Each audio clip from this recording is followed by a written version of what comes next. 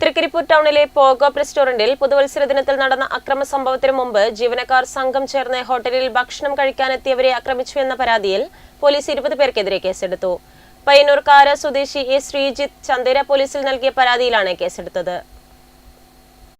പുതുവത്സര തലേന്ന് രാത്രി തൃക്കരിപ്പൂർ ടൗണിലെ ഗ്രാമപഞ്ചായത്ത് ഓഫീസിന് സമീപം പ്രവർത്തിക്കുന്ന പോഗോ റെസ്റ്റോറന്റിൽ ഭക്ഷണം കഴിക്കാനെത്തിയ പയ്യന്നൂർ കാര സ്വദേശികളായ എ ശ്രീജിത്ത്, ഷാജിത്ത്, രാഹുൽ എന്നിവർക്ക് നേരെ ഹോട്ടൽ ജീവനക്കാർ നടത്തിയ അക്രമത്തിൽ പരിക്കേറ്റിരുന്നു.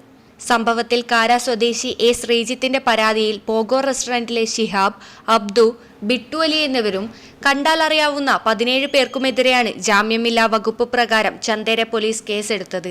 ഭക്ഷണം കഴിക്കാനെത്തിയ ശ്രീജിത്തിനെയും സുഹൃത്തുക്കളെയും ഭക്ഷണം വിതരണം ചെയ്യാൻ വൈകിയത് ജീവനക്കാരോട് ചോദിച്ചതിന് റെസ്റ്റോറന്റ് മാനേജറും മറ്റ് ജീവനക്കാരും ഉൾപ്പെടെയുള്ള 20 പേർ സംഘം ചേർന്ന് ഇരുമ്പുവടി കൊണ്ടും കൈകൊണ്ടും അടിച്ചു പരിക്കേൽപ്പിച്ചു. തടുത്തില്ലെങ്കിൽ മരണം വരെ സംഭവിക്കാൻ സാധ്യതയുണ്ടായതായും രജിസ്റ്റർ ചെയ്ത പ്രഥമ വിവര റിപ്പോർട്ടിൽ പറയുന്നു. Chandera principal SI SV Jio സദാനന്ദനാണ് കേസ് രജിസ്റ്റർ ചെയ്തത്.